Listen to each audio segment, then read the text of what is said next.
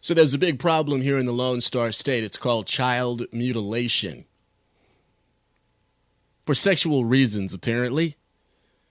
Raging Elephants Radio contributor Tracy Shannon, also known as the Mad Mama Bear, joins me right now. She's watching HB 1399, and apparently HB 1399 is being victimized by the Texas House of Representatives Assassination Squad, also known as the Calendars Committee. Tracy, welcome back to Raging Elephants Radio, your communications home. Thanks for having me, Claver. Well, this is something that's a passion for you, watching what goes on in the neo-morality movement.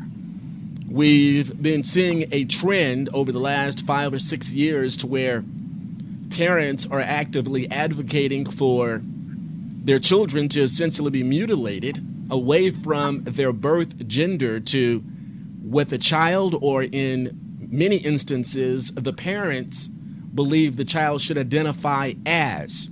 And so now we have HB 1399. Let's start with the genesis of why and how the bill was filed and who filed the bill. Tracy Shannon. House Bill 1399 was filed by Representative Matt Krause.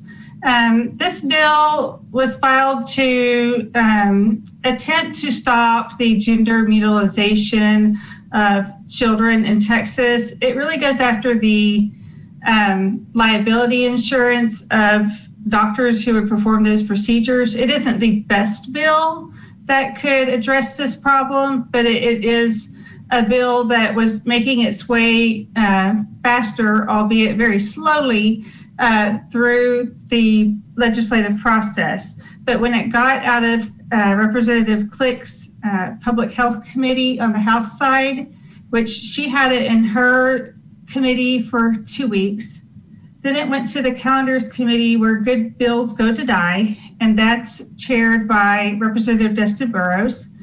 And he let that bill languish there until the very last minute. It was just filed the night before, or scheduled the night before last, and with onto the general calendar, not the main calendar, and it has over 300 bills ahead of it. So effectively, this bill is dead because the legislature spent time yesterday doing a hazing ritual of new members, wasting time, and and then they called it a day early at 7 p.m. There's just no way, unless this bill is moved up as a priority, that it is going to be heard. It would take a miracle, and it shouldn't take a miracle, and it shouldn't take all of us babysitting our state legislature and breathing down their necks to try to get a bill passed that would safeguard children in Texas. I mean, I can't believe it's 2021, and I'm having to tell my state representatives that it's not okay to sterilize children in Texas. So what is the genesis of the bill? I mean, why is the bill actually needed? Kind of give us the background, the story of why in this particular session you felt compelled, you and others, to push for HB 1399 to even be filed. What's going on in our Texas culture to make this bill required? And what would the bill actually do to address the problem? So there's more than just this bill. The Senate bill 1646 actually is a better bill. It labels the gender modification of minors as child abuse. But the reason for needing this type of bill right now is because there's cases like James Younger, who one parent wants to, the mother wants to transition the little boy. She's been trying to transition her son James since he was 2 years old, and he requested a Happy Meal toy that was for a girl. At that point, his mother decided he must want to be a girl, and she started dressing him as a girl. And the father, Jeff Younger, does not want to transition his son, and his son does not identify as a boy when he's with anyone except for the mother, and when the mother takes him to therapy sessions. So there's this need for this because in all of our schools, in all of our institutions, our social workers, CPS, medical facilities, our courtrooms, you name it, they're all already in agreement with this lie that you can be born in the wrong body. And there's no scientific evidence at all to back this up. So what we have here are parents being pitted against all these agencies and institutions that have adopted this gender ideology. It's very dangerous for parental rights. But the primary reason for the state to intervene is because this is the largest medical scandal in history. It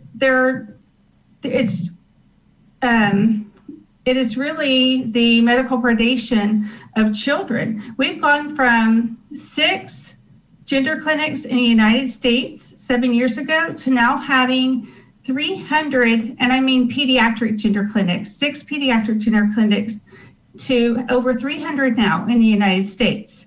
And in Texas, we have at least 17 pediatric gender clinics. And I confirmed with another parent calling that you can get surgeries on your minor child in Texas as young as 14 years old. 14-year-old girls can have what they call top surgery. That is double mastectomy for girls as young as 14 years old. And we confirmed that boys as young as 16 years old, and sometimes 15 years old are getting orchiectomies. An orchiectomy is a procedure that removes the testicles from the male body. So this is why these bad practices need to be stopped. The gender modification of children also includes using puberty blockers to prevent puberty. They start those right at the onset of puberty. This stops the natural growth process, brain development, bone development of children, and it puts them in an unnatural state. Gender dysphoria is most often cured by puberty, and puberty is not a disease and should not be treated as such. But they are treating it like a disease in Texas because there's a lot of money in it. And the next phase, by the time the kids are 11, they can undergo hormone therapy, taking cross-sex hormones that will have them having opposite sex, secondary sexual characteristics, such as if you're a girl taking testosterone, your voice will deepen, or and you'll grow a beard, and you'll get male pattern hair loss, and these things are irreversible. I have friends now who are adults in that left the transgender lifestyle, and they are now permanently injured. You know, I have a friend who is a man that had a complete sex change, and his neo-vagina is now closed, and there's no insurance covering procedures to help these individuals get things straightened out where they can at least live healthy without all the infections and problems that this causes, or where they could have an enjoyable sex life. They are sexually mutilated for life because somebody, told them that they should be the opposite sex in order to feel better. But instead, we should be addressing this issue, especially with children, from the standpoint of addressing disordered thinking. They should be getting therapy to address the underlying causes of their dysphoria. Talking with Tracy Shannon. Tracy, who is offering opposition to this? It seems to me that this would be considered just common sense, and that the advocacy of such practices could be easily identified as someone who's insane. This is Mengele type of stuff. This is Tuskegee experiment type of stuff. This is Luciferian type of stuff. And you would think that at least everyone on the Republican side of the aisle would be in favor of banning these types of practices on minors, whether they have parental permission or not. Where are you getting the most opposition? And if you have to name names, name names. You would think Republicans would be all over this, and it would be on a fast track to the governor's desk. But sadly, that doesn't seem to be the case. Tracy, who's stopping this from becoming a reality, a law in the Lone Star State? Well, number one right now would be Greg Abbott and Dan Patrick, because they're the leaders in the Texas legislature. This is the most conservative session ever, right? That's what we keep hearing. But in the most conservative session ever, every session is called the most conservative session ever. They have the press release already written out. It's the same one they've had for the last 20 years. Go ahead, Tracy. Right. So they're already touting this lie. And so the people who really stopped this bill, who really killed it, I think this is a top-down order, but Burrows could have scheduled this sooner so that it could have a vote on the House floor. He kept it in his committee for 2 weeks. Stephanie Click, the same, 2 weeks in her committee. This should have been something fast-tracked. You know, Dan Patrick showed us that he can get a committee put together and a bill passed in a week. So if saving children from gender modification procedures was important priority for the Republican Party, it would have happened already. Instead, they're trying to run the clock out on this bill and the other bills that similar to it in scope. And the people doing that are in the Calendars Committee. The Calendars Committee was headed by Republicans. It's chaired by Dustin Burrows from Lubbock. And Jared Patterson from Frisco has been horrible. When we went by his office to inquire as if Patterson had even motioned for the bill to be scheduled, we were mocked for saying we understand the process, and we had the question, had he motioned? And if he had not, then why not? And, you know, I'm really curious. I guess nobody motioned, because if anybody motioned, they should have said they motioned. They should have said, I motioned, and Burrows held up the bill. But they said they are a really tight team. That's what Patterson said to me, that we're a tight team and I'm not going to pull them apart. He called me a liar, called me trash, called me crazy. Whoa. Jared Patterson called you trash? Yes. Was this in your office, to your face? Was this on social media? It was on social media. Yes, and the National File has written about this. And Jared Patterson seems to have a very thin skin. He goes after anyone who says anything on social media. Do you have a screenshot of him calling you trash on social media? Yes, I do. Yeah. Mm-hmm. That's, wow. A price should be paid for that. Yeah. And my son actually went, and I haven't put this out to the public yet, but I do have a recording of the conversation between his staffers on Monday, and my son. My son went to his office telling them they need to apologize to me for, they actually laughed in their office when my friend Kevin Witt mentioned that I was a trans widow. And my son went in there and said, I would like to know what's funny about a family breaking up and about children losing their father. So that was recorded. They again said that I lied. His office said I lied and that I was spreading lies online. I am not spreading lies. I am asking a valid question that all voters would like to know. Did Patterson make a motion to schedule it? Did any of the reps make a motion? And if they did, what happened? And if not, why not? Instead, for asking that question of Patterson's chief of staff, we were mocked by him. He said, "Oh, you think you know the process, do you?" After days of visiting his office and us asking, what is the process? After being told the bill is in the process. That's their standard answer when we go in and ask, what do you know about House Bill 1399, for example?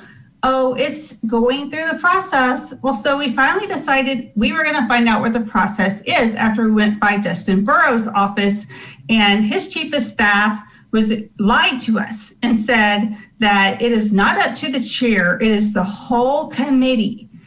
Again, this whole committee has a Republican majority, and is led by a Republican. Patterson's office blamed Burrows for killing the bill. And when we mentioned that to Burrows, they denied that. They said it's not all on Burrows, that he can't bring it up by himself. So we sent someone, actually, it was Jeff Younger himself, went to research this issue, went to the calendar's office, looked up the parliamentarian rules and everything, and they can motion. Any one of the members of the committee can motion for the bill to be scheduled. So our question is, why did it languish so long in calendars while other bills such as fireworks bills for 2 fireworks holidays, making San Marcos the capital, mermaid capital of Texas, and the very important Dr. Pepper bill that makes Dr. Pepper the state drink. Why are these bills more of a priority than safeguarding children? So I would imagine. Well, let's do speculate. Why the hesitancy? Them being so reticent to put this bill through the process, the entire process. Like I said previously, it should have been fast-tracked. Why? Do you think they're getting corporate pressure not to pass such a bill from the very influential neo-morality lobby here in Texas? We know that there's a plethora of left-leaning corporations here in Texas. There are those that are even outside of Texas that attempt to influence our quality of life and our legislation that actually passes, and they do a pretty good job at it. Is this once again another indication, another symptom of that reality of the Texas plutocracy that the neo-morality lobbyists, the big corporations have threatened, let's say, for instance, a boycott or something like that? What do you think is the reason for the reticence, for the stiff arming of what the biggest majority of Texans want? They want a ban on this. They want to quash the neo-morality movement here in Texas. Speculate, just for our last segment here, our last few minutes, Tracy, why such hesitancy? Why the reticence to get this to the governor's desk? Well, there is corporate pressure, and including Apple, Levi, AT&T, Hewlett Packard, Big Tech, our Chamber of Commerce, all are leaning on the governor and saying not to do this. There's been articles written, about all the companies that are saying these anti-trans bills are bad. To me, these are not anti-trans bills. To me, if you don't protect these young kids who are confused, who are identified as trans, you actually are discriminating against trans-identified kids, because we protect any other kids from this. I mean, let's draw a clear distinction. In the last session, it had to do with our last session of 2 sessions ago. It had to do with the transgender bathrooms, whether in schools or in public restrooms.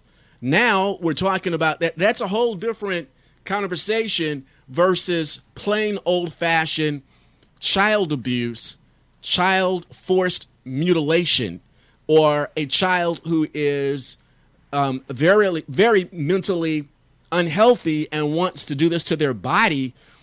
This is completely and totally different, and a practice, a medical practice that should be banned in Texas wholly, WHOLLY.